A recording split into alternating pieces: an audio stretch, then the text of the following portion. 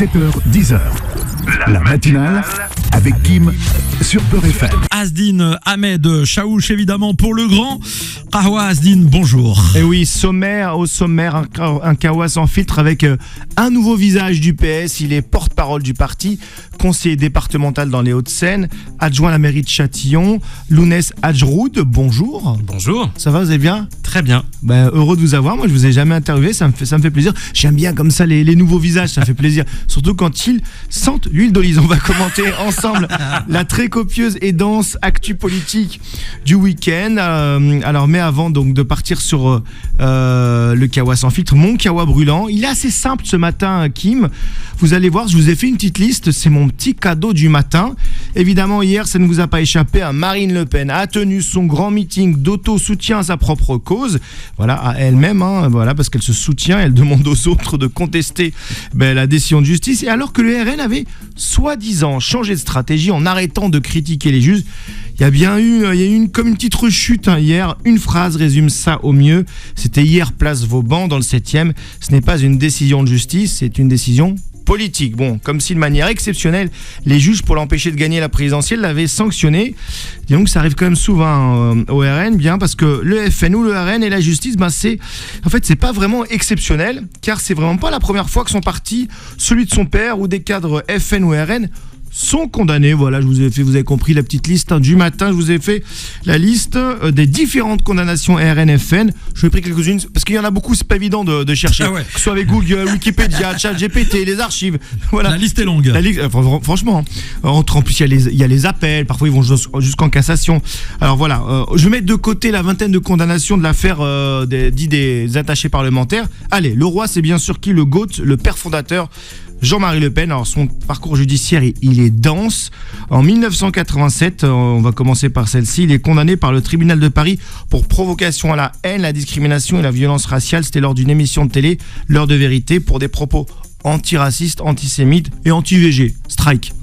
En 1991, il est condamné, Jean-Marie Le Pen, pour avoir qualifié, oui c'est la plus connue, les chambres à gaz de point de détail de l'histoire de la Seconde Guerre mondiale. Il a même été condamné en appel.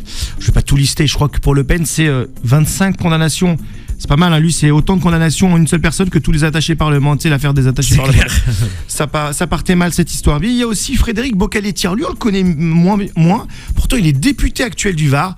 Il a été condamné en 2000 pour violence avec arme en réunion lors d'une altercation survenue lors d'une opération de collage d'affiches. Voilà, il avait tiré dans le dos d'une personne noire. Aujourd'hui, il siège à l'Assemblée, ce monsieur. Et oui.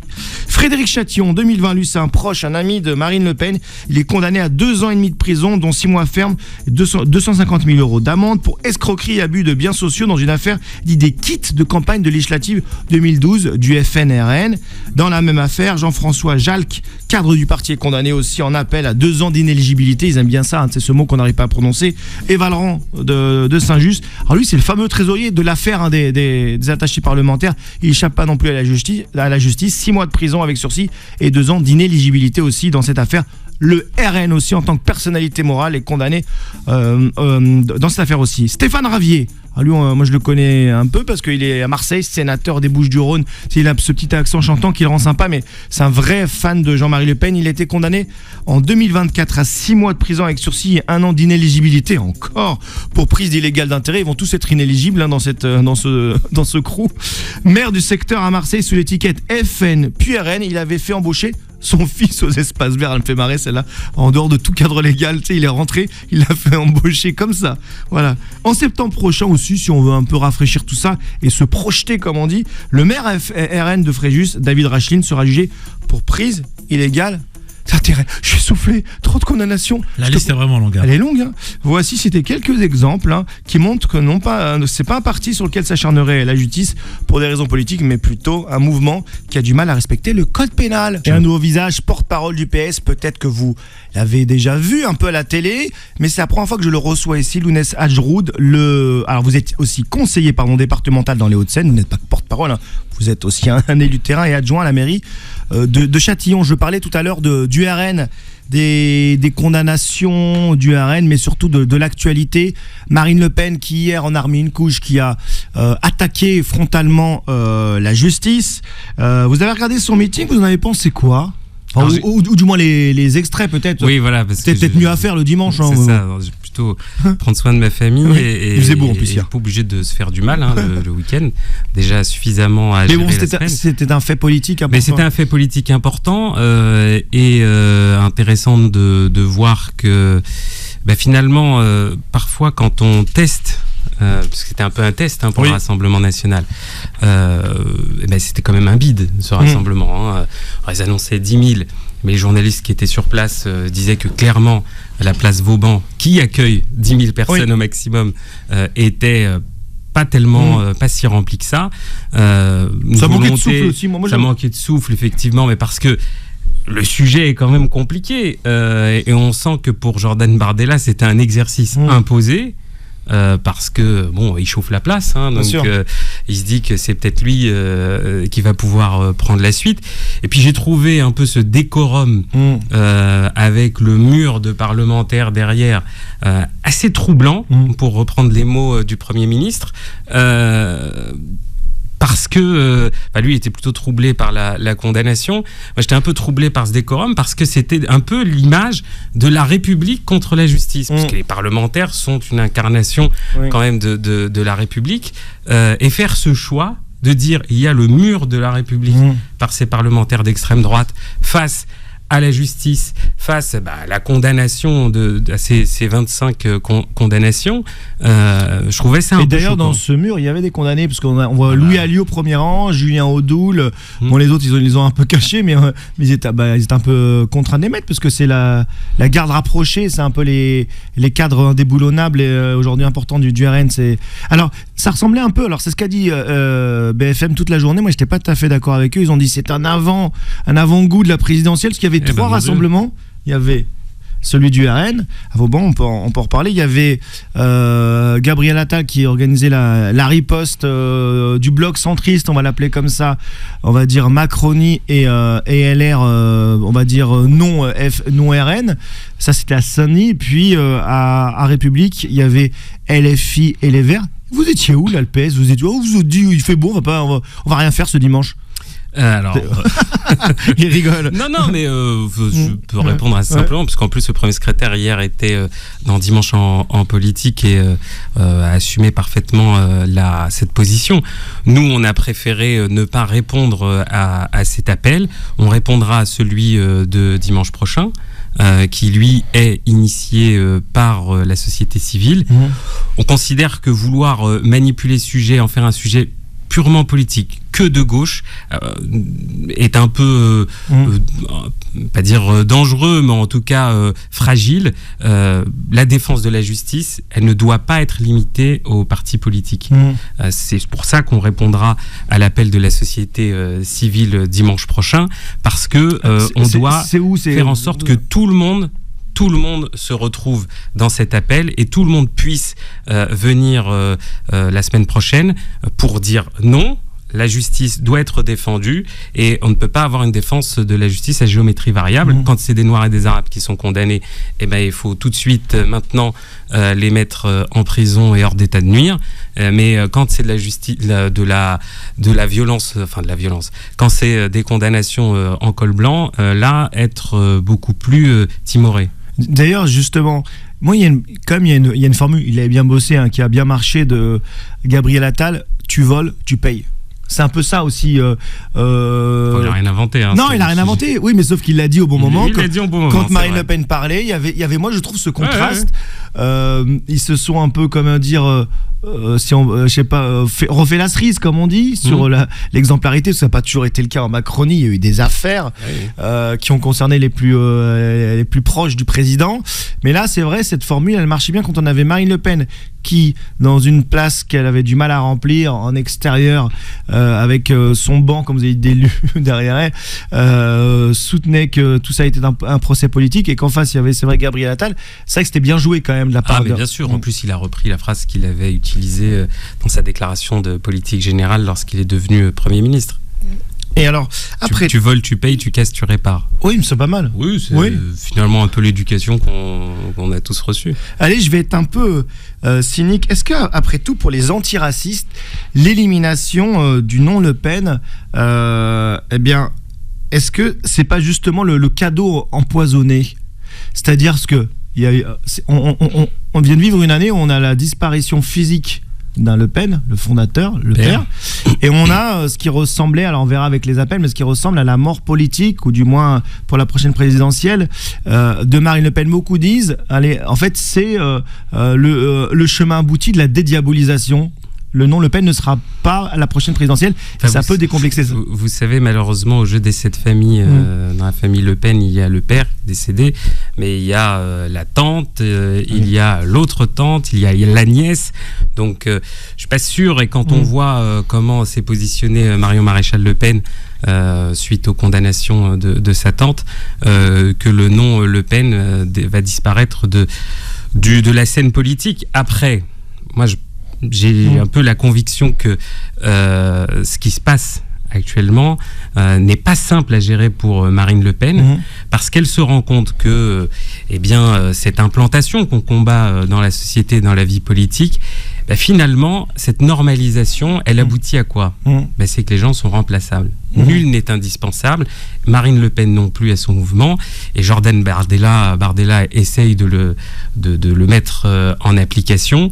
Et on voit bien dans les sondages, les gens disent si c'est pas ou même dans les micro-trottoirs, les gens disent si c'est pas Marine Le Pen, il y a Bardella. Oui, mais alors justement, moi j'ai envie de vous dire, vous savez, le déni de démocratie, il est pas non, mais je vous tiens pas facile à faire jouer. Je vous tiens à la contradiction, c'est-à-dire, est-ce que justement ça veut dire que ce parti, n'a pas mûri et que tout ne tient pas autour d'une seule personne, mais qu'il y a ce qui n'était pas le cas avant avec Jean-Marie Le Pen, c'était entre guillemets le seul terre familias, le seul talent, je mets des guillemets, du parti, alors que là ils ont un vivier qu'ils n'avaient pas avant, et on a l'impression qu'ils ont prévu leur plan B, quoi.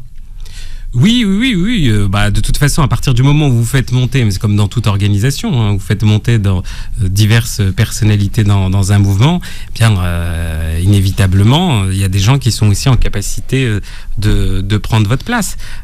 Et nous, c'est ça qu'on combat. Nous, on veut que le Rassemblement national redevienne un parti marginal. Ouais, pour l'instant, c'est pas gagné. Alors justement, vous, on va un peu parler de vous. C'est une lutte. On va pas parler que de vos voisins fréquentables à l'Assemblée. Les sondages vous sont pas hyper favorables. Je parle de la gauche en général, même quand on additionne tous les blocs. Souvent on dit que la gauche est explosée, mais même si on additionnait dans un fantasme qui, pour l'instant, c'est irréalisable vu que on a l'impression qu'il y a deux gauches irréconciliables. Là, la gauche, elle est mal en point. Vous nous faites peur. La gauche, elle va encore se planter à la prochaine présidentielle? Écoutez, ça dépendra de notre capacité à ne pas être la plus bête du monde, à construire un chemin commun. Moi, je fais partie de ceux... Alors, Jean-Luc Mélenchon a fait un choix qui est de dire qu'il est déjà candidat, que de toute façon... Enfin, en tout cas, que LFI est déjà candidat, donc l'affaire est réglée. Il ne souhaite pas être dans un rassemblement de la gauche, donc se pose la question de qui sera le candidat du reste de la gauche au premier tour. Nous, on porte l'idée d'avoir un candidat commun de la gauche et des écologistes, incluant le Parti communiste français, parce que on a la conviction, et je pense qu'il ne faut pas avoir fait Saint-Cyr pour se rendre compte, que si on veut aller au second tour, si on veut porter une parole forte, il faut donner un visage uni aux Français. Donc, effectivement, je ne vais pas vous dire qu'aujourd'hui, on est au top de ce que l'on pourrait être. On a encore beaucoup de travail de la reconstruction. Je crois que quand on regarde d'où la gauche revient, moi, j'ai beaucoup suivi ces 7-8 dernières années le débat politique, et j'ai longtemps vu beaucoup de vos confrères attendre le carton d'invitation à la cérémonie d'enterrement du Parti Socialiste. J'ai fait le déménagement, moi. Voilà. J'ai fait le déménagement Solferino, Ivry-sur-Seine. Voilà, moi je suis arrivé à Ivry-sur-Seine. Je faisais le pied de grue à Ivry-sur-Seine. Mais on s'y est croisés. Ouais. Vous m'avez vu avec mon micro de quotidien à l'époque, je les emmerdais. Mais vous voyez, le Parti Socialiste est toujours là, le reste de la gauche est toujours là. Sauvé un peu par la NUPES et par Mélenchon, attention, non ? Sauvé par les électeurs de gauche, et puis aussi par la capacité à répondre aux enjeux du moment où on a eu à y répondre. Voilà. Il faut toujours repenser, parce qu'on commente souvent l'histoire quelques mois, quelques années après. Toujours se remettre dans le contexte du moment et se dire pourquoi ces décisions ont été prises. Alors, je vais vous poser la question provoque. Est-ce qu'à gauche, le meilleur candidat, c'est pas Dominique Villepin? On aime bien poser cette question à Beurre FM parce qu'il a une certaine aura auprès de la communauté maghrébine, même si j'aime pas le mot communauté maghrébine, notamment par rapport à ses positionnements internationaux. Est-ce que vous n'êtes pas en train de vous faire doubler par un mec de droite? C'est le meilleur candidat de ceux qui ont la mémoire courte. C'est ça la politique, hein. J'essaie d'avoir la mémoire longue. Malgré mon jeune âge, j'essaie de continuer à l'entretenir. Et je n'oublie pas, et Dominique de Villepin est un homme extrêmement talentueux. Je crois que l'histoire lui rend l'histoire, le cinéma et les BD lui rendent suffisamment hommage. Je pense qu'il a déjà essayé en 2012, en 2017, et on avait exactement les mêmes débats. C'est finalement un candidat qui peut plaire à tout le monde, qui a une bonne presse alors effectivement à la communauté, dans les quartiers, mais et plus largement, parce qu'il n'y a pas la communauté maghrébine n'est plus que dans les quartiers, heureusement. Mais je crois qu'à chaque fois, ça fait un peu pchit, pour reprendre l'expression chiracienne, parce que le chemin vers la présidentielle, c'est aussi une ligne de cohérence, quelque chose que l'on construit. Ce n'est pas revenir au gré de certains moments d'actualité pour se dire tiens, je vais me faire la cerise sur tel ou tel sujet géopolitique. Parce que moi, on a envie de savoir ce qu'ils pensent aussi sur les questions sociales qui touchent notre quotidien à toutes et tous, sur les questions économiques, sur l'aménagement du pays, enfin voilà, sur des questions un peu plus larges que le commentaire médiatique. Alors, quand on est un jeune français d'origine maghrébine, on peut être inquiet. Ici, on a beaucoup d'appels de gens qui sont inquiets. Quand je dis jeunes, même les moins jeunes, mais je vais concentrer mon propos sur la jeunesse. Qu'est-ce que vous avez à dire à ces jeunes qui aujourd'hui, il y en a certains même qui pensent à quitter la France. Quand je dis, je vais même pas revenir à leur pays d'origine, certains l'ont jamais connu ou très peu, à part quelques semaines en vacances. Certains veulent quitter la France. Vous avez quoi à dire à ces jeunes qui se sentent plus bien en France à cause du climat actuel? Je parle même pour des diplômés, hein. Oui, bien sûr. Enfin, malheureusement, c'est pas quelque chose de nouveau. J'en ai dans ma propre famille qui, pour trouver un chemin professionnel, un avenir professionnel, ont dû partir. Et donc, vous avez de la famille qui a fait ce chemin-là? Oui, bien sûr. Ils sont allés où? Bien sûr, je suis parti en Angleterre. Ah ouais. Parce qu'ils ne trouvaient pas ici. Dans quel domaine à peu près? Dans le marketing. Dans les sujets de communication et marketing. Et ils sont partis faire leur carrière. Maintenant, ils sont dans d'autres choses. Mais ils ont fait ce choix-là et c'était il y a une quinzaine d'années. Aujourd'hui, moi j'entends qu'il y a un grand nombre de nos compatriotes de confession musulmane, issus de la communauté maghrébine, qui ne trouvent pas leur place. C'est un vrai sujet. Enfin, on ne peut pas le passer sous le tapis. Mais je dis aussi, moi j'essaie toujours d'être optimiste. Parce que quand on s'engage en politique, je considère que si on n'essaie pas de regarder un peu plus loin que ce qui se passe aujourd'hui et de construire des choses positives pour les gens, ça ne sert à rien de faire de la politique. Regardons d'où on est parti. Regardons aujourd'hui. Moi, je me souviens quand même, quand j'étais petit, avoir là, à ce micro, je dis en toute humilité, un porte-parole du Parti Socialiste qui s'appelle Lounès Ajroud, il n'y en avait pas. Non, mais alors. Ça a mis du temps. Vous m'ouvrez pas le sujet du PS qui a quand même pas fait la place aux personnes d'origine maghrébine. Je parle de la vie politique en général. Le PS, il y a un sentiment de trahison chez beaucoup de. Peut-être. Mais faisons attention. C'est comme les sentiments, faisons attention. Il y a la réalité, il y a les sentiments. Le nombre d'élus ou de ministres quand Hollande était. Le nombre d'élus aujourd'hui, oui, regardez. Non, mais au moment où François Hollande. Vous en recevez régulièrement. Je tourne, j'ai toujours les mêmes dans mon répertoire. Hein. Non, mais c'est vrai. Non, à chaque élection, il y en a. Oui, non, mais on va pas. Je suis désolé, mais c'est Nicolas Sarkozy. C'est Nicolas Sarkozy le premier. Alors que c'est quand même pas le plus à gauche qui promeut une ministre régalienne, et le PS, quand il arrive au pouvoir, c'est vrai qu'il y a il y a pas eu non plus, il y a pas eu une déferlante. D'ailleurs, qu'est-ce qui a nourri la déception? Enfin, moi, j'ai pas de souci à faire l'inventaire de ce qui s'est mal passé.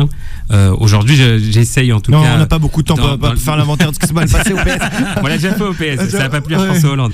Mais je regarde aussi ce qui se passe aujourd'hui, et on essaie de construire des nouvelles pages, parce qu'on peut aussi toujours avancer avec les rancœurs du passé, ça sert à rien. Aujourd'hui, il faut construire, il faut prendre la place.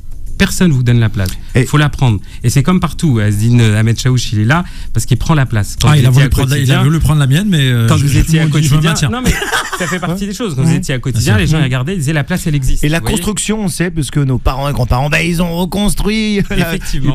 Oui, mon invité porte-parole du PS, Lounès Hadjroud, qui est aussi conseiller départemental Hauts-de-Seine, qui est adjoint à la mairie de Châtillon. Il a plein de casquettes, comme ça. Moi, j'aime bien tous ceux qui ont plein de casquettes. Alors, il rigole. J'avais une question qui ici nous obsède. C'est vrai, Beurre FM. Vous savez, on a beaucoup parlé nous d'un sujet et on a trouvé les responsables politiques un peu muets sur ce sujet. Vous savez, c'est Louis Sarkozy. J'ai une obsession, Louis Sarkozy. Louis Sarkozy, le 14 février dernier, je me rappelle, c'est Le Monde daté du 14 février, donc qui sort la veille, mais vous savez, il date du lendemain. Je me rappelle parce que c'est le jour de la Saint-Valentin. Oui, je suis un grand romantique. Et Louis Sarkozy, j'ai failli faire le lapsus. Louis, le fils, qui allait vivre aux États-Unis. Il a un portrait, il a la chance d'avoir un portrait qui lui est consacré dans Le Monde. Et il répond dans ce portrait, et à la fin du portrait, il a cette phrase terrible qu'il dit, qui est écrite noir sur blanc et qui est publiée, qui est imprimée. Et il explique qu'il brûlerait, si j'étais aux manettes et que Sainte-Salle était arrêté par l'Algérie, que l'Algérie a arrêté Sainte-Salle, je brûlerais l'ambassade. Voilà, il y a eu un signalement de SOS Racisme, il y a une plainte d'une association qui défend les Algériens en France. Et puis il y a eu une plainte assez récemment de l'ambassade et du gouvernement algérien via l'ambassade. Il y a eu la France Insoumise qui a écrit aussi, qui a fait un signalement au parquet. Et sinon, ça n'intéresse que Kim et moi, j'ai l'impression que j'exagère, et aussi ici les autres chroniqueurs évidemment, mais ça n'a pas beaucoup intéressé, alors que c'est des propos qui semblent appeler à la haine. Et le PS, je ne vous ai pas entendu sur ce sujet. Vraiment, si j'étais Louis Sarkozy, il y a une ambassade à laquelle je ne m'en prendrais pas, c'est bien celle de l'Algérie. Mais blague à part, je ne comprends toujours pas que ce guignol, excusez-moi du terme, mais encore un guignol, au moins c'est marrant, ait autant d'audience et autant d'écoute. Mais moi j'ai eu l'occasion au début de mon engagement politique de croiser Jean Sarkozy. Qu'au moins faisait. il était je me rappelle, il était jeune conseiller départemental. Conseiller départemental des Hauts-de-Seine, et au moins tentait l'aventure politique et démocratique. Bon. Avec le succès qu'on lui connaît, et puis largement aidé par son père, qui était président de la République à l'époque. Mais lui, c'est-à-dire que ce monsieur, Louis Sarkozy, qu'on a tous connu dans le renvoyé spécial sur Nicolas Sarkozy, ministre de l'Intérieur, sur les épaules de son papa, revient quelques décennies plus tard, fort de son expérience américaine, parce que du coup je me suis intéressé à qui était ce Louis Sarkozy dans une école d'élite, une école américaine. Il rêvait d'être militaire américain, il s'est rendu compte qu'il ne pouvait pas parce qu'il n'avait pas la nationalité américaine. Niveau déjà. Il y en a comme ça, quand ils peuvent pas jouer pour leur équipe, ils vont en chercher une autre. Donc vraiment, moi je suis assez étonné, notamment que LCI, ou groupe TF1, quand même un groupe sérieux, fasse. C'est le filleul de Martin Bouygues. Oui, c'est vrai, j'avais oublié ça. Vous avez raison.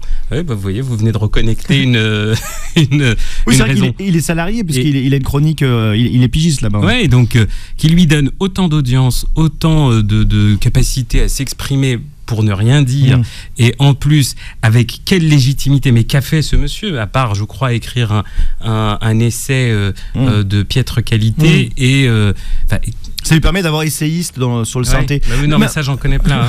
Ça, c'est tous ceux qui veulent pas être pris par le temps de parole de l'Arcom, et bien qu'est-ce qu'ils font? Ils créent un think tank, ils écrivent une feuille de chou pour dire qu'ils sont essayistes ou politistes. Moi, j'en connais plein. On en a même un, nous, dans notre opposition à Châtillon, qui passe son temps sur les plateaux télé et qui n'est jamais considéré comme LR, mais qui est LR, mais il va avec son étiquette think tank partout. Donc, il y a un moment, il faut faire tomber les masques. Sur cette affaire-là, pourquoi le PS n'a pas réagi officiellement? Je suis désolé, je pose la question. Le PS, vous imaginez bien que, par ailleurs, le PS ne soutient pas ce type de propos et condamne ce propos. Mais il n'y a pas eu un communiqué, et c'est qui a écrit. Mais c'est toujours la même chose. Je ne sais pas, est-ce qu'on lui donne pas trop d'audience? Non, moi je dis que vous auriez pu écrire discrètement au parquet. Bon, peut-être, par ailleurs. Mais vraiment, vous imaginez, en plus, ce gars fait ça pour faire le buzz. Et je crois qu'on nourrit le buzz en ces fameux effets Streisand. Ah oui, mais où en réagissant, parfois, on donne plus d'audience à des gens qui ne méritent pas. On peut le prendre comme ça, mais on peut aussi considérer que ce type de menace et de trouble à l'ordre public qui met des cibles dans le dos, parce que c'est le mot que aiment bien utiliser les politiques, notamment de droite ou d'extrême droite, ils mettent des cibles dans le dos des Algériens ou des Franco-Algériens. Il y a une vraie menace, une vraie peur de nos concitoyens. Je le sais. Par ailleurs, vous parlez à un Franco-Algérien, bien sûr, à jour de tous ses papiers, des deux côtés. À jour de voilà, humoriste. Et effectivement, le climat actuel, et je sais pas, peut-être qu'on en parlera, le climat actuel a été très tendu, donnait pas un sentiment d'être à l'aise. Moi je me dis, si on laisse passer, est-ce qu'il faudrait pas qu'il y ait l'ouverture? Non, mais il y en a un qui a intérêt, il y a une personne qui a intérêt à agir, c'est l'ambassadeur, c'est en tout cas la représentation diplomatique algérienne, et elle l'a fait. Et je crois honnêtement, mais elle l'a fait après pression un peu. Oui, mais tant mieux d'ailleurs. Non, mais je me dis, vous savez comment ça marche. Parce que je pense que l'ambassade considérait que c'était pareil. Mais je veux dire, on connaît le système médiatique et judiciaire. Moi, je vois comment ça marche. J'ai beaucoup travaillé dans ce qu'on appelle les rubriques police-justice. Il y a les ouvertures d'enquête préliminaire par le parquet peuvent être d'initiative propre, et surtout quand il y a quand même des entités qui sont des partis politiques, des grandes associations qui s'emparent du sujet. Et nous, on s'est un peu retrouvés seuls, c'est ça que je veux dire. Et je me dis, si il y a une espèce d'acceptation de ces propos, et qu'on commence à dire, ben non, quelqu'un qui appelle à brûler un ambassade, on va pas en parler, sinon ça va lui donner un écho. Pour moi, c'est quand même aussi inquiétant. Non, je pense qu'il faut que l'ambassade d'Algérie fait maintenant son travail, porte l'affaire en justice, et j'espère que ce gars sera condamné. Et moi, j'espère que le PS... Dites à Olivier Faure, un petit courrier. Manuel Bompard est venu là, il a fait son courrier. Bon, allez, je vous embête pas. Alors, on parlait tout à l'heure du contexte tendu, c'est intéressant. Alors, notamment avec l'Algérie, on a vu Bruno Retailleau qui a mis de l'huile sur le feu, et Nicolas Sarkozy, j'ai que le mot Sarkozy à la bouche, et Emmanuel Macron qui semble siffler la fin de la récréation. Et d'ailleurs, le ministre des Affaires étrangères français était en Algérie pour apaiser la situation entre Alger et Paris. Ça semble ressembler à une détente, à un dégel. Quelle est votre analyse, vous, sur la situation? Est-ce que c'était une bonne idée, ce voyage? Je pense que c'était une bonne idée. Je pense que ça marque l'échec, par ailleurs, de la stratégie Retailleau, puisqu'à un moment, le président de la République a repris en main le dossier au bon niveau, je crois. Il a appelé son homologue et ils ont convenu de gérer les choses entre leurs deux représentants choisis, les deux ministres des Affaires étrangères. La relation entre la France et l'Algérie, c'est pas une relation banale. C'est une relation qui est profondément marquée par l'histoire passée, mais aussi contemporaine. Et le ministre des Affaires étrangères, M. Barrot, l'a rappelé hier dans son intervention en sortant d'El Mouradia.